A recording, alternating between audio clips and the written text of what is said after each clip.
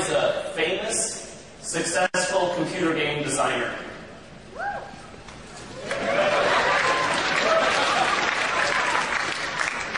He created SimCity, which sort of mapped bird's-eye urban planning into millions of minds. Working on a dollhouse for boys, he created The Sims, which allowed all of us to manipulate suburban households. So these two series together have accounted for billions of dollars in computer game revenue, placing Will Wright at the highest echelons of commercial entertainment. So what does a guy like Will Wright do for a hobby? Well, amongst other things, he runs the Stupid Fun Club in the East Bay of California. I visited there a few years ago. They were playing a video. In this video was a robot.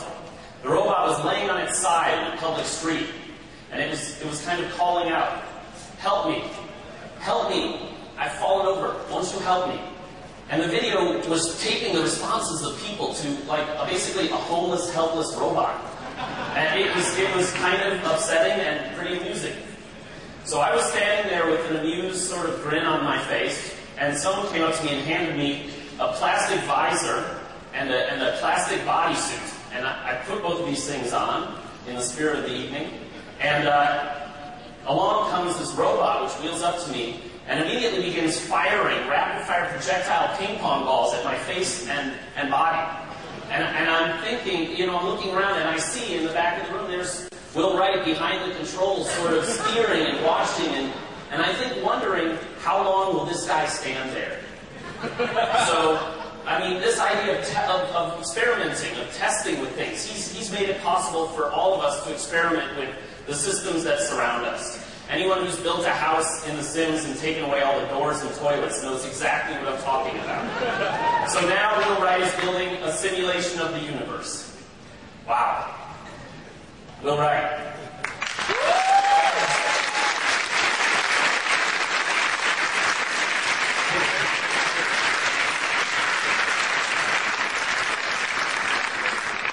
Hi, everybody. So all those pictures you just saw from the Hubble, which is like one of my favorite robots of all times, and I just thought I would inflict those upon you. And also, I broke my arm skiing just because everybody keeps asking me several weeks ago. And let's see what else. Oh yeah, I had way too much coffee today. So then you run kind of fast. Now they asked me to come speak here, and I figured South by Southwest, you know, okay, it's kind of a film festival thing, turning into an interactive festival. And so I decided I was going to talk about story, and I started preparing to talk about story and how it relates to interactive storytelling. And then I started reading the description like a week ago, what I was supposed to be talking about, and it was all, oh, he's going to be demonstrating sport and all this other stuff, which I wasn't intending to do. So I decided to kind of mash the two together. So we're going to do a little bit of both. A little bit about storytelling to begin with, and then a little bit about sport, and then kind of conclude.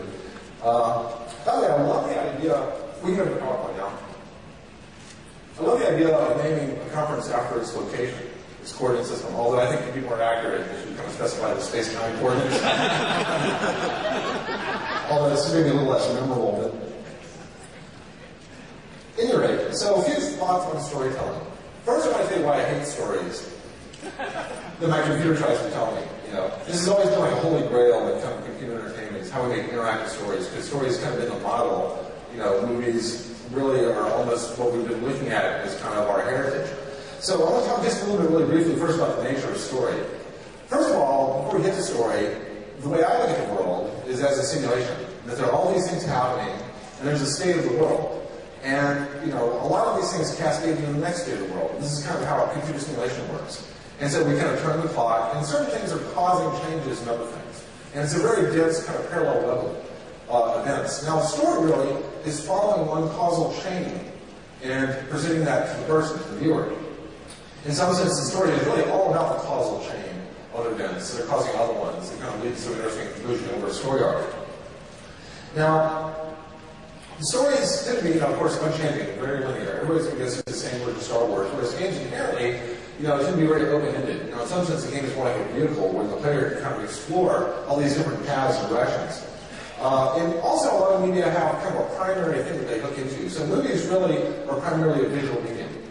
Games are, on the other hand, primarily an interactive medium.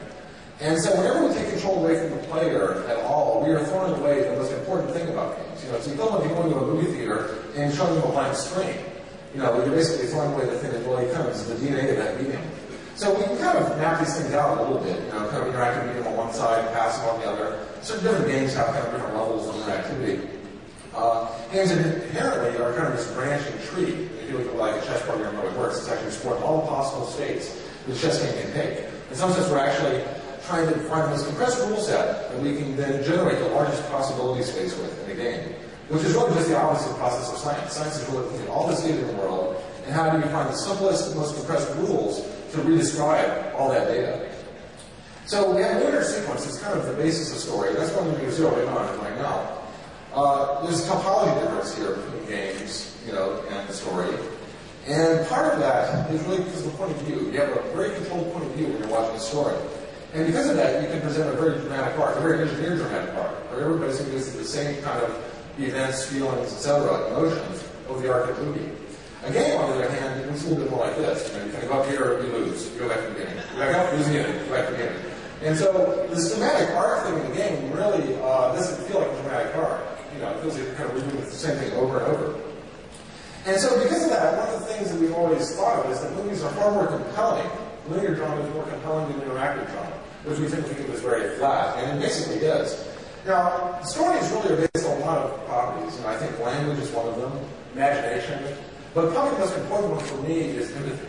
You know, the ability for us to kind of put ourselves in the shoes of somebody else that's up on the screen.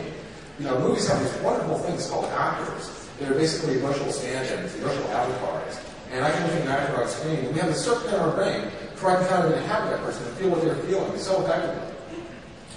You know, in some sense, film is really, you know, dealing with this rich emotional palette because of the fact that they have actors. And we tend to think of films as being much richer than games. You know, games tend to be appealing more to the reptilian brain.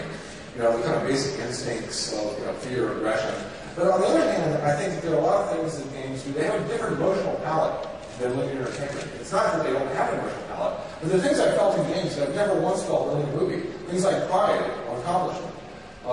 Guilt is something I've done. I played Black and White once, and I just decided to beat the hell out of my creatures to see what would happen.